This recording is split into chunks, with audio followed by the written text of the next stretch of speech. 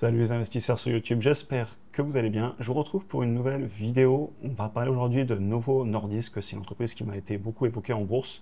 J'espère que le son de la voix ira, notamment parce que j'ai été malade, c'est pour ça que j'ai raté quelques vidéos, mais ça commence à aller mieux, du coup je peux reprendre les vidéos.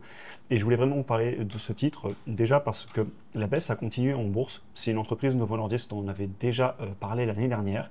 On a eu aussi la publication des résultats 2024, donc pour l'année complète, donc on va pouvoir regarder des nouveaux chiffres. Et à l'époque, j'avais passé mon chemin. La question, c'est est-ce que maintenant, je vois une opportunité sur le titre, à savoir que c'est une entreprise qui est quand même très importante en Europe, qui est sur un marché porteur. Donc voilà, je tenais à vous en reparler. Évidemment, comme d'habitude, il s'agit d'un cas de conseil en investissement. Je vous partage ma vision des choses, mais au final, prenez vos propres décisions. On voit sur le titre qu'aujourd'hui, on est à 77,87 $, à savoir qu'ici, vous le voyez en dollars, mais c'est une entreprise qui est au Danemark. Et donc les chiffres qu'on va regarder plus tard sont dans la monnaie locale, la couronne danoise. Et on voit que quand je vous avais fait la vidéo il y a quelques mois, on était à 85 $, et donc on voit que le titre a continué sa baisse. Rapidement, Novo Nordisk, c'est une entreprise pharmaceutique danoise qui a été fondée en 1923. Ils sont spécialisés dans les traitements des maladies chroniques graves, notamment tout ce qui est diabète et obésité, donc perte de poids. Donc voilà, c'est une très grosse entreprise. Je voulais mettre surtout la capitalisation. Pendant un moment, ils étaient repassés numéro 1 des capitalisations boursières en Europe devant LVMH. Et là, après la baisse qui a continué, ils sont passés numéro 2. Mais ça reste une très très grosse entreprise. L'entreprise s'était fortement appréciée en bourse ces dernières années, avant justement de corriger depuis quelques mois, parce qu'ils ont notamment ce traitement dont vous avez peut-être entendu parler, c'est Ozempic. En fait, c'est des nouveaux traitements qui aident à la perte de poids. Et donc avec Eli Lilly, le concurrent américain, ils font partie des deux plus grands sur ce secteur avec tous ces nouveaux traitements à partir de semaglutide. C'est aussi souvent, vous entendez parler des GLP-1, les GLP-1. Donc le titre, vous voyez que depuis les points hauts mi-2024, on voit ici que c'était vers juillet, on a baissé d'environ 47%, et à savoir qu'à l'époque, le titre, clairement, s'était fortement apprécié. On en avait déjà parlé dans la vidéo précédente, et on le verra aussi aujourd'hui au niveau des valorisations. Il y a eu clairement de l'engouement sur le titre. L'entreprise a encore corrigé il y a quelques jours parce qu'il y a eu une action en justice qui est en train d'être lancée par des investisseurs via une entreprise qui justement réunit généralement les investisseurs pour ensuite attaquer en justice. C'est quelque chose de très classique aux États-Unis, c'est pas forcément quelque chose qui m'inquiète, c'est des gens qui sont là pour essayer toujours de récupérer de l'argent sur le dos des entreprises. Est-ce que c'est une bonne chose ou une mauvaise chose? Ça, chacun se fera son avis. Mais bon, c'est un classique, ça n'a rien d'exceptionnel, ça arrive tout le temps à plein d'entreprises. L'autre point qu'il y avait eu, c'est qu'on avait eu une déception au niveau des tests qu'ils avaient sur un nouveau traitement qui au final s'avérait être aussi efficace que le Zepbound de Eli Lilly, donc comme je disais, le principal concurrent. Et donc voilà, on s'attendait peut-être à des meilleurs résultats sur les essais de phase 3 sur un nouveau traitement. Encore une fois, il y a tellement de demandes sur ces traitements en ce moment, et on le voit d'ailleurs sur d'autres entreprises que je suis sur la chaîne, que je pense que tout le monde peut avoir sa part du gâteau. Maintenant, il faudra aller regarder quel est le potentiel de cette entreprise de garder ses parts de marché, surtout au prix actuel, parce qu'actuellement, ces médicaments avec les grandes marques sont vendus extrêmement cher et ils sont beaucoup concurrencés par des produits qui sont en train de tomber dans le domaine public. Parce que les GLP-1, eh bien, il y en a plein de molécules différentes et il y en a certaines qui sont en train de tomber dans le domaine public et qui donc sont beaucoup moins chères. Et tout le monde ne peut pas se payer des traitements à 2000 $ par mois aux États-Unis. Au niveau des chiffres de l'entreprise, on va voir la forte accélération qu'on a eue ici à partir de 2021, ce qui a évidemment accompagné aussi l'appréciation en bourse du titre. Ça, vous allez le retrouver ici sur le graphique aussi. Et si je vous ramène par rapport à 2021, vous voyez qu'on a eu une très forte hausse en bourse. On avait fait 300% entre les points de 2021 et les points hauts de 2024. Et si on se met au niveau actuel, pardon, on est à plus 124%, donc un fois 2,3. Ce qui n'est pas du tout négligeable, clairement, en seulement 3 ans. Donc bravo à tous ceux qui ont acheté en 2021, vous avez eu un sacré retour sur investissement. Au niveau du chiffre d'affaires, on voit que le gros de leur business, donc là sur les 290 milliards qui font de revenus en monnaie locale, tous les chiffres que vous allez voir ici d'ailleurs, ce n'est pas en US dollars, mais ça ne change rien à l'analyse au final. Donc le gros des revenus, c'est tout ce qui est GLP-1, donc les médicaments pour la perte de poids. Aussi, ils travaillent pas mal sur l'insuline et ils ont aussi Wegovy. Wegovy qui est d'ailleurs une énième variation de GLP-1 et on voit la croissance qui est très bonne. Et donc sur ces segments, vous voyez qu'effectivement toute la croissance est en train d'avoir lieu sur ces médicaments pour la perte de poids et la croissance ici sur l'insuline qui est un plus ancien business pour eux, elle est un petit peu plus lente. Et donc la croissance que vous avez vue ici entre 2021 et 2024, clairement c'est lié à ces médicaments.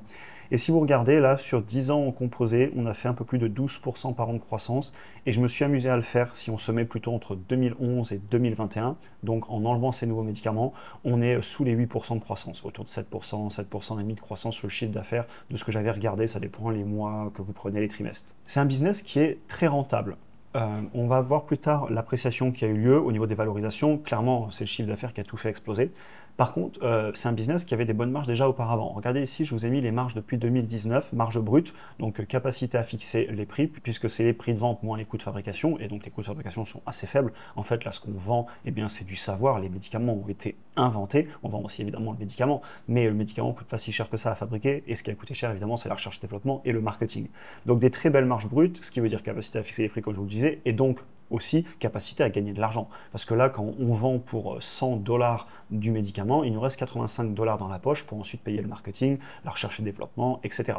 Mais si on n'enlève que les coûts de fabrication du médicament, eh bien on a des marges très élevées. Et ensuite, si on descend plus bas dans le compte de résultat et qu'on va voir les marges nettes, on est à plus de 30% tous les ans depuis 2019. Donc un business qui est quand même rentable. Et bravo à eux, franchement c'est agréable à voir, surtout que dans le médical, c'est pas toujours le cas. C'est vraiment très concurrentiel, il y a beaucoup aussi de risques dans le médical, j'en parlerai un petit peu en conclusion, parce qu'il y a toujours des histoires de brevets, de médicaments qui tombent dans le domaine public, etc. Et donc là, ils maintiennent des belles marges, et pareil, marge sur le flux de trésorerie disponible, on voit qu'elle a baissé récemment, ils ont dû augmenter les investissements, mais par contre, rien à dire, on est quand même tout le temps au-delà des 20, voire même 30%. Et au niveau des dépenses, si vous regardez, ils investissent beaucoup en R&D, ce qui est une bonne chose, parce qu'il faut trouver les nouveaux médicaments de demain, et aussi beaucoup en marketing, et oui, c'est normal, parce que les médicaments, il y a un moment, il faut aller les vendre. Et honnêtement, c'est positif le marketing, surtout ce genre d'entreprise, parce que c'est des médicaments qu'on ne va pas prendre qu'une fois. J'imagine que les GLP-1, si on est dans une phase, par exemple, de perte de poids et qu'il faut régler ce problème, ça va peut-être être pris sur plusieurs années. Alors, on n'est peut-être pas sur des revenus récurrents à vie.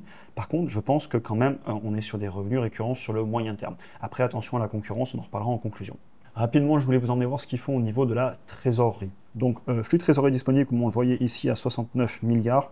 On a eu 51 milliards d'investissements en CAPEX, donc tout ce qui est usine, etc. Et en plus de ça, si vous regardez, ils sont en train de lever pas mal de dettes. Parce qu'en fait, j'étais en train de regarder, au moment où je préparais cette vidéo, que si on prenait le dividende plus le rachat d'actions, on était à peu près au niveau du flux de trésorerie. Donc globalement, le cash qu'ils génèrent, ils rachètent des actions et ils payent du dividende. Et vous voyez, les années d'avant, au niveau de la dette, il ne s'était pas passé grand-chose. Par contre, là, on est à 73 milliards de dettes levées. Et je me suis posé la question pourquoi ils ont levé autant de dettes. Et une des raisons qui peut l'expliquer, même s'ils ne sont pas exactement clairs dans le document publié pour l'année 2024 sur ce qu'ils vont faire sur cette dette, on voit qu'ils sont en train de mettre 80 milliards dans une nouvelle usine de production. Et en plus de ça, ils sont en train d'agrandir d'autres sites de production en Europe, aux États-Unis, en Chine. Donc voilà, ils investissent massivement dans leurs outils de production. Donc lever de la dette pour ça, ça ne me choque pas si derrière, ça va générer plus de cash et donc plus tard rembourser la dette. Et en parlant de ça, je voulais aussi vous le montrer visuellement. On voit que le cash actuel permettrait globalement de couvrir la moitié de la dette, ce qu'ils ne cherchent pas à faire évidemment, puisque la dette vient clairement d'augmenter. Et si je prends juste le cash flow généré, ça couvre, comme je vous le disais, vous le voyez ici, entre les trois bougies au niveau de mon pointeur, le dividende plus le rachat d'actions. Donc c'est propre, ils ont levé de la dette, mais si c'est levé pour des bonnes raisons, et surtout si derrière ces usines permettent de continuer à augmenter le chiffre d'affaires et à générer du cash, moi ça ne me gêne pas du tout de lever de la dette si c'est pour des bonnes raisons, pour un business bien géré. Ça m'embêterait plus si on levait de la dette pour payer un dividende, mais voilà, c'est pas le cas, puisque le dividende, on le voyait, il est couvert. Et d'ailleurs, en parlant de dividende, je vous le montre juste après. On voit ici qu'il le couvre sans souci avec le flux de trésorerie disponible à 64% de taux de distribution. C'est quand même assez élevé, mais bon, ils y arrivent. Augmentation du dividende, ça par contre c'est très élevé, presque 20% par an en composé depuis 5 ans et 16% depuis 10 ans. On est sur un rendement actuel de 1,78%. En même temps, ça ne m'étonne pas parce que c'est une entreprise qui existe depuis longtemps, ça fait longtemps qu'ils payent un dividende, on voit qu'il augmente dans le temps. Et en fait, globalement, si vous regardez, depuis pas mal d'années, c'était une entreprise mature qui générait du cash sur des médicaments qu'ils avaient. Et là, ce qui s'est passé, c'est qu'ils ont eu une forte accélération depuis 2021 parce qu'ils ont trouvé un médicament qui est en train de voir une très forte demande, les fameux GLP-1, donc les médicaments pour la perte de poids. Et vous voyez, depuis 2021, l'entreprise est en train d'accélérer. De 2015 à 2021, elle faisait comme le S&P 500. Donc ça ne m'étonne pas, en même temps, je vous ai dit, on avait autour de 8% de croissance, ils payaient un dividende, des bonnes marges, donc c'était en ligne avec le S&P 500. Et ensuite, on a eu une très forte accélération, le titre s'est fortement apprécié en bourse, et depuis, il a d'un coup corrigé, parce que vous allez le voir après, les valorisations s'étaient vraiment appréciées historiquement, on était très élevé, donc je ne suis pas du tout choqué que ça ait corrigé, et on est en train de revenir doucement mais sûrement vers la croissance sur le long terme du S&P 500. Donc belle entreprise honnêtement. Ensuite on va regarder les valorisations comme je vous le disais, et là vous allez voir ce qui s'est passé. Globalement, si vous prenez le prix par rapport au chiffre d'affaires, la médiane sur plus de 10 ans ici, on est à 6, par contre récemment on est à presque 10. Donc l'entreprise, sur le prix par rapport au chiffre d'affaires, elle s'échange cher historiquement. Pareil sur les flux de trésorerie disponibles, le prix par rapport au flux de trésor. La médiane historique est à 21, ce qui est honnêtement raisonnable hein, pour un business avec 8-10% de croissance, des marges à plus de 30% sur la trésor et les bénéfices, et bien un ratio de 20 sur le prix par rapport au free cash flow, c'est pas quelque chose qui va me choquer. Par contre, récemment, on est à 40, pratiquement 2 fois la valorisation. Donc l'entreprise est plus chère si on compare par rapport à son historique, et pareil sur les prix par rapport aux bénéfices, le fameux PER. Donc une entreprise qui est valorisée cher par le marché en ce moment, et donc clairement cette baisse ne me choque pas du tout. D'ailleurs je vous l'avais déjà dit à l'époque, je pensais que la baisse ne m'avait pas choqué et c'était peut-être pas fini. On voit que pour l'instant on est sur des nouveaux points bas depuis un an, et quand vous regardez la valorisation que je viens de vous montrer juste ici au niveau de mon pointeur rouge, historiquement on est plutôt cher. Maintenant la question qu'il va falloir se poser, c'est on reste sur une entreprise qui a eu une croissance récente assez élevée. Est-ce qu'ils vont la maintenir? C'est toute la question qu'il faudra se poser dans votre analyse. Parce que s'ils arrivent à maintenir cette croissance, peut-être que les valorisations peuvent se justifier.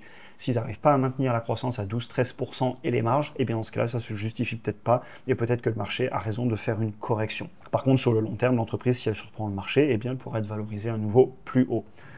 Maintenant, au niveau de ma conclusion. C'est une entreprise que le marché valorise haut, historiquement, comme je vous le disais, grâce à sa performance récente. Pour moi, c'est clair. Le chiffre d'affaires a explosé, le titre s'est emporté en bourse, les valos sont arrivés à des niveaux historiques, et là, on revient juste peut-être un petit peu plus à la réalité. Bravo à ceux qui ont acheté il y a 4-5 ans, et maintenant, bon, la correction, elle ne me choque pas, hélas. On est sur une entreprise qui a une belle tendance, qui génère du cash, elle distribue aux actionnaires. C'est un secteur qui a un vrai potentiel.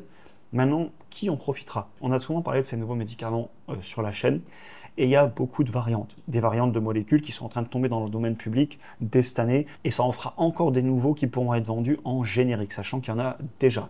Alors ils ne sont pas forcément aussi bien, il y en a il faut se les injecter tous les jours, pareil le stylo qui permet d'injecter là, et en plus qu'une fois par semaine, et bien celui-là il n'est pas encore dans le domaine public, donc évidemment que la concurrence a moins d'avantages compétitifs.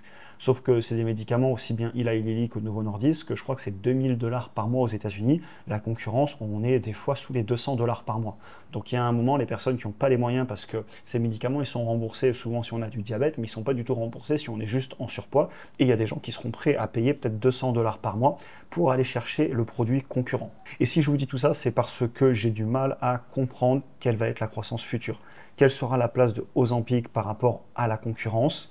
Je vois aussi évidemment des problèmes de régulation dans le médical. Et d'ailleurs, vous l'avez vu souvent dans le médical, je m'expose plus vers des entreprises qui ne sont pas forcément avec des avantages type brevet ou des produits qui ne peuvent pas être vendus par la concurrence de par le fait qu'ils ne sont pas encore domptés dans le domaine public. Parce que j'ai du mal à comprendre ces entreprises qui sont en train de trouver des médicaments, de les faire approuver le plus rapidement possible pour ensuite profiter du fait qu'il n'y a qu'eux qui peuvent le vendre pour récupérer l'argent. Ils ont mis beaucoup en recherche et développement, il y a un moment, il faut qu'il y ait des retours sur investissement. Cependant, je suis toujours prudent dans ce genre de business parce que quand est-ce que le médicament sera approuvé? Est-ce qu'on va réussir à le rentabiliser, etc. Honnêtement, c'est des choses que je comprends pas trop. Et dans le médical, je vois des secteurs qui sont plus simples pour moi à comprendre. Pour finir votre analyse, la question que je me poserai quand même, c'est quelle est la stratégie? Est-ce que je comprends la croissance future du business?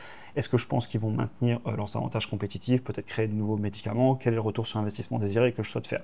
Donc au final, ne pas s'arrêter à des simples indicateurs, mais vraiment aller faire une projection des revenus, des marges dans le futur, réactualiser dans le présent pour clairement être concret, rationnel, se dire ce business, il me plaît, je pense qu'il a un avantage compétitif, la concurrence peut-être qu'elle m'inquiète que moyennement, ou je me dis que tout le monde aura sa part du gâteau, mais maintenant, combien le payer pour faire le retour sur investissement qu'on voit chacun avec 10%, 12%, chacun mettra ce qu'il veut dans son analyse. Mais au final, restez rationnel, parce que si on a acheté les points hauts parce que c'était l'engouement général, on n'était peut-être plus dans le rationnel vu les valorisations qu'on a regardées juste avant. Parce que l'entreprise, elle a quand même corrigé, comme vous le voyez ici, de 47%, et on est toujours sur des ratios de prix qu'on peut retourner voir ensemble. Récemment, vous voyez un prix par rapport au chiffre d'affaires à 10, un prix par rapport au flux de trésor disponible à 40, alors que l'entreprise a corrigé quand même de presque 50%. Et d'ailleurs, il y a quelques mois, j'avais refusé de l'acheter pour ces mêmes raisons de valorisation. Donc voilà, je ne vois pas ce business dans mon portefeuille à ce prix-là, parce que quand je regarde les chiffres par rapport aux risques que je vois, notamment sur la concurrence, les médicaments qui sont en train de tomber dans le domaine public, le fait aussi que quand il y a une énorme demande sur un marché, tout le monde va essayer d'en profiter et de prendre sa part du gâteau, et ils prendront aussi leur part du gâteau. Maintenant, la question, c'est à quel point ils vont prendre leur part du gâteau pour maintenir une telle croissance. Et là, j'ai aucune idée. Et si vous avez une meilleure vision, peut-être que vous êtes dans le médical, peut-être que c'est votre métier, vous avez des avantages compétitifs, etc. Si vous comprenez mieux, bah pourquoi pas vous intéresser plus et finir votre analyse. Personnellement, je dois passer mon chemin. Je vois en plus en ce moment dans le secteur du médical des opportunités qui m'intéressent. À savoir que c'est un des secteurs qui, je pense, va se faire le plus disrupter, avec aussi deux autres secteurs que j'étudie beaucoup d'un point de vue de la disruption, qui sont tout ce qui est financière, banque, et aussi tout ce qui est intelligence artificielle, automatisation des usines, des tâches simples du quotidien, les nouvelles méthodes d'industrialisation. Donc voilà, trois grands secteurs auxquels je pense vraiment en ce moment pour de la disruption et sur lesquels j'investis pas mal, comme vous le savez, comme j'en parle souvent sur la chaîne. On a fini pour aujourd'hui, j'espère que la vidéo vous aura intéressé. Désolé, c'était un petit peu décousu au niveau de la voix, je vous avoue que je suis encore en train de me remettre, mais donc du coup j'ai fait beaucoup de cuts, mais bon, je pense que le contenu était tout aussi intéressant. Je vous souhaite une excellente journée et à très vite pour un prochain épisode.